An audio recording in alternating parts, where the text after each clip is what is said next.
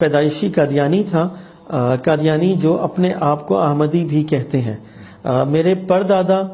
انگریز سرکار کی فوج میں ملازمت کرتے تھے اور وہاں سے انہوں نے مرزا قادیانی کے مذہب میں شمولیت اختیار کی۔ اسی طرح میرے پردانا بھی پولیس کے محکمے میں تھے اور انہوں نے بھی مرزا قادیانی کی مذہب میں شمولیت اختیار کی، اور میرا خاندان ایک کٹر قادیانی گھرانہ تھا، اور جس کا تعلق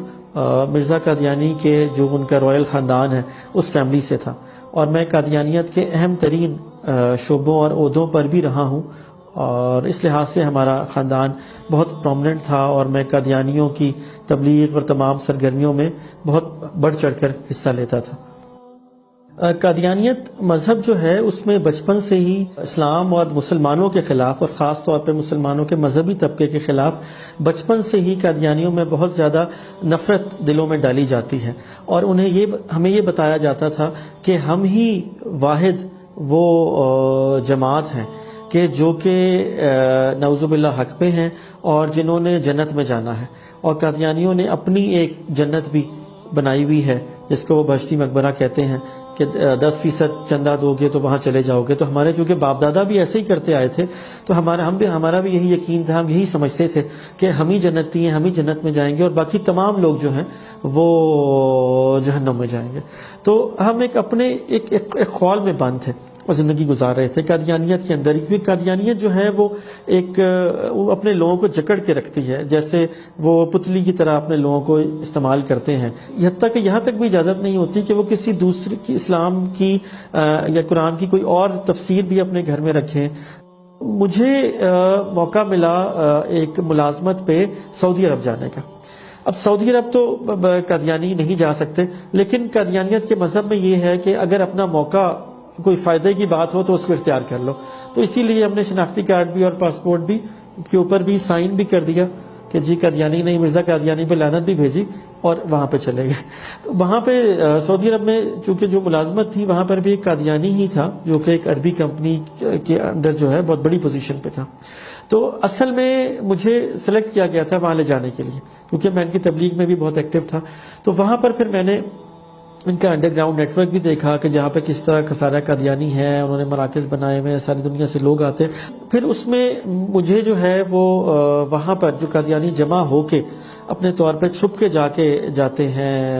عمرے پہ یا حج کے موقع پہ، ساری دنیا سے آتے ہیں، تو مجھے وہاں پہ انہوں نے ان کا امیر مقرر کیا اور میں ان کا امیر تھا۔ بہرحال میں نے جب وہاں پر اتنے مسلمانوں کو دیکھا جو کہ انڈونیشیا سے تھے، عرب ممالک سے تھے، انڈیا سے تھے، افریقہ سے تھے، اور خاص طور پہ میدان عرفات میں، تو مجھ سے رہا نہیں گیا۔ حقیقت یہ ہے کہ میں ننگے پیر میدان عرفات میں نکل گیا اور میرے آنکھوں سے آنسو روا تھے، اور میں نے اللہ تعالیٰ سے یہ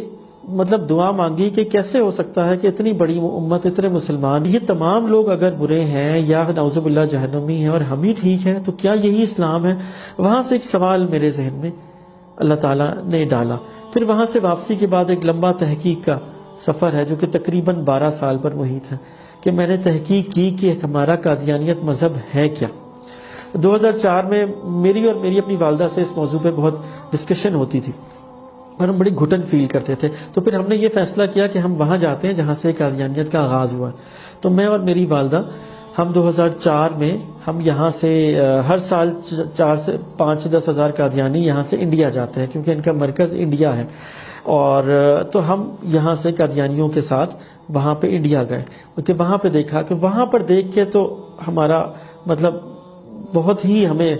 دھچکا لگا، کیونکہ جس مذہب کو ہم مانتے ہیں وہ تو شرک کی بنیاد تھا۔ وہاں پر مرزا قادیانی کے گھر، اس کی چیزیں، اس کو لوگ پوجنے کی طرح کرتے ہیں، وہاں پہ ہندو سکھ عیسائی بھی ہیں، تو اس میں قطعی طور پر نہ کوئی روحانیت تھی، نہ کوئی مذہب کا ایلیمنٹ تھا، اور صرف یہی سمجھ آیا کہ یہ صرف ایک اس کو انگلش میں کلٹ کہتے ہیں، یہ کلٹ ہے جہاں لوگوں کو بند کر کے رکھا جاتا ہے اور یہ بس پیسے کمانے کا ذریعہ ہے۔ پھر اس کے بعد وہاں سے آ کے ہمیں یقین ہو گیا کہ یہ مذہب ٹھیک نہیں ہے، تو میں نے بڑا اسٹڈی کیا اور دیکھا آہستہ آہستہ، پھر یقین بھی آ گیا کہ یہ مذہب ٹھیک نہیں ہے، مگر ہدایت من جانب اللہ ہوتی ہے اور ہدایت مانگی جائے تب ملتی ہے۔ پھر ہم اللہ تعالیٰ سے دعا کی گڑ گڑا کے کہ یا اللہ اگر میں ہدایت پہ نہیں ہوں تو مجھے ہدایت نصیب کا، ہدایت کا نور نصیب کا۔ تو جس لمحہ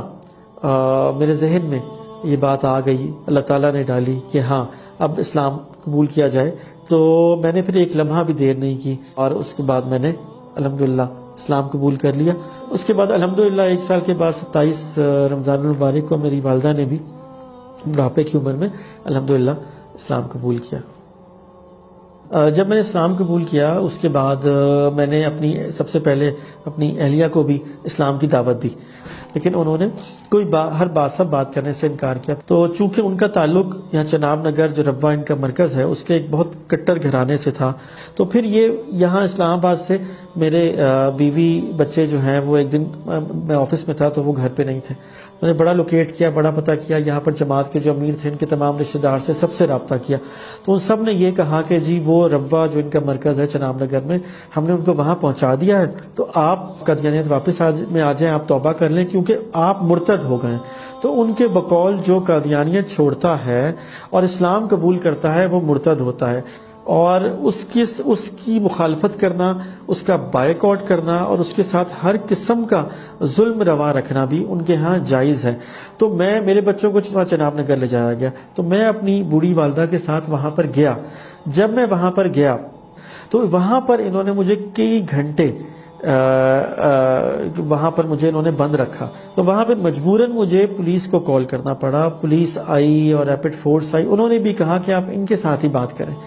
تو مجھے اپنے بچوں سے بھی نہیں ملایا گیا، اور وہاں پر مجھے بھی انہوں نے کئی گھنٹے مجھے اور میری والدہ کو بند رکھا اور یہ کہا کہ آپ جو ہیں یہاں سے زندہ نہیں جا سکتے، آپ اسلام چھوڑ دیں اور بچوں کو بھول جائیں۔ ہم نے کیس بھی کیا اور پھر کیس میں کسٹڈی کا آرڈر بھی ہو گیا، لیکن اسی دوران یہ کیس کے کورٹ کے آرڈر کے اگینسٹ